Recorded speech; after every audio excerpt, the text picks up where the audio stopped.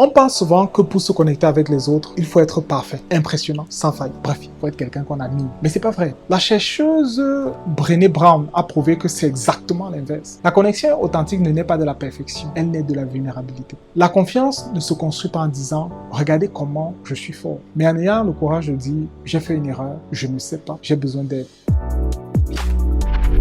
Nous voici arrivés au point culminant de notre voyage de l'intelligence émotionnelle. Jusqu'à présent, nous avons appris à nous connaître, c'est la conscience, à nous gérer, c'est la maîtrise, à trouver notre moteur, c'est la motivation, à comprendre les autres, ça c'est l'empathie. Mais à quoi bon toutes ces compétences si elles restent enfermées à l'intérieur? Le cinquième pilier, ce sont les compétences sociales. C'est littéralement l'intelligence émotionnelle en action. C'est le moment où tous les instruments que nous avons appris jouent ensemble pour créer une symphonie relationnelle. Est-ce que vous avez déjà rencontré quelqu'un qui, en quelques minutes, vous fait vous sentir parfaitement à l'aise, qui sait comment apaiser votre tension d'un simple mot, qui peut présenter une idée de telle manière que tout le monde a envie de le suivre? Cette personne n'est pas juste douée avec les gens, elle maîtrise l'art des compétences sociales. On pense souvent que pour se connecter avec les autres, il faut être parfait, impressionnant, sans faille. Bref, il faut être quelqu'un qu'on admire. Mais c'est pas vrai. La chercheuse Brené Brown a prouvé que c'est exactement l'inverse. La connexion authentique ne naît pas de la perfection, elle naît de la vulnérabilité. La confiance ne se construit pas en disant « Regardez comment je suis fort », mais en ayant le courage de dire « J'ai fait une erreur, je ne sais pas, j'ai besoin d'aide ». En tant que leader, lorsque vous montrez votre humanité, vous donnez la permission aux autres de faire de même. Vous créez un espace de sécurité psychologique, les terreaux de la confiance et de l'innovation. Le psychologue Robert Cialdini, dans ses travaux sur l'influence, a identifié un principe clé, le principe de l'appréciation. Nous sommes plus enclins à dire oui aux personnes que nous apprécions. Et qu'est-ce qui nous fait apprécier réellement quelqu'un? C'est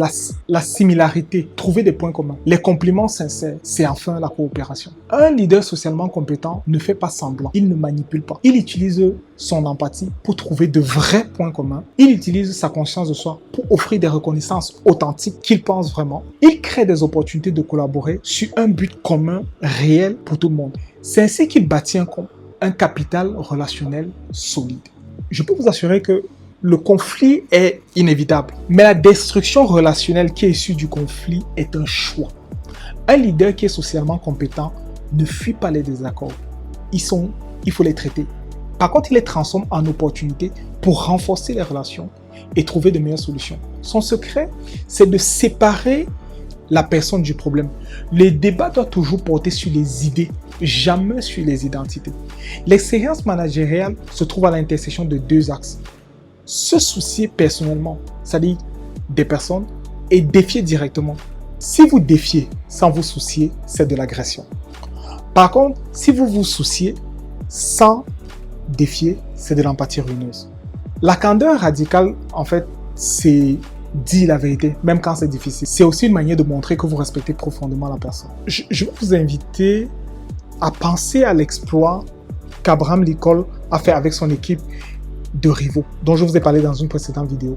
Son cabinet était en conflit permanent sur des questions vitales. Lincoln n'a pas cherché à faire taire les débats. Il l'a encouragé au contraire, croyant que l'affrontement des idées produisait de meilleures décisions. Par contre, sa diplomatie consistait à s'assurer que le conflit restait sur le fond, non pas sur la forme, sur les idées, non pas sur les personnes. Et en le faisant, il a protégé l'ego des ministres, ce qui lui a permis de continuer à collaborer. Pour vous, voici l'exercice que je vous propose. La prochaine fois qu'un désaccord survient, essayez cette phrase magique pour changer la dynamique. Ok, il me semble que nous ne voyons pas les choses de la même façon, ou nous les voyons différemment. Comment pouvons-nous ensemble attaquer ce problème pour trouver la meilleure solution? Cette simple phrase vous fait passer d'une position de toi contre moi à une position de nous contre le problème. Et c'est un changement total de jeu. Enfin, la compétence sociale ultime, c'est la capacité à inspirer les autres, à les rallier autour d'une vision. Mais comment le faire de manière éthique sans manipuler? L'auteur Simon Sinek nous donne la clé avec son concept du cercle d'or et notamment de commencer par pourquoi. Sinek explique que les leaders qui manipulent se concentrent sur le quoi. Voici ce que nous faisons, voici nos produits. Et le comment. Voici comment nous sommes meilleurs. Par contre, les leaders qui inspirent commencent par le pourquoi, la cause, la mission, la croyance qui les anime. Le pourquoi parle directement à votre cerveau limbique, le siège des émotions et des décisions. Quand vous communiquez le but d'un projet avant les tâches, vous ne donnez pas des ordres, vous lancez une invitation. Vous ralliez les gens à une cause, pas à un plan. C'est la différence entre la contrainte et l'engagement. C'est exactement ce que Satya Nadella a fait chez Microsoft. Il n'a pas dit « nous devons changer notre culture pour faire plus de profit ». Il a partagé une nouvelle mission, un nouveau pourquoi.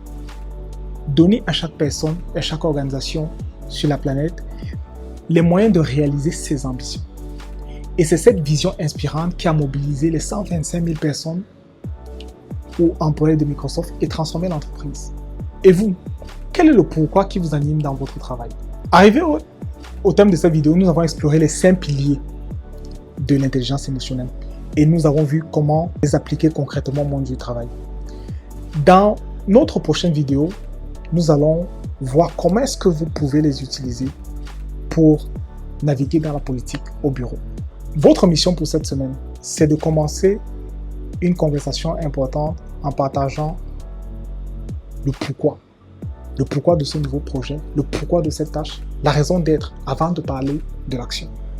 Partagez-nous en commentaire l'impact que ce changement, cette modification a eu. Quelle est la réaction qu'ont eu vos collaborateurs, les personnes avec lesquelles vous interagissez? Donc, si cette série de vidéos que nous venons de produire vous apporte de la valeur, le plus grand soutien que vous pouvez faire à mon égard, c'est de vous abonner et de partager cette vidéo à d'autres leaders pour les aider à grandir émotionnellement et à se développer. Donc, merci d'avoir écouté cette série de vidéos. Maintenant, allez sur le terrain et passez à l'action.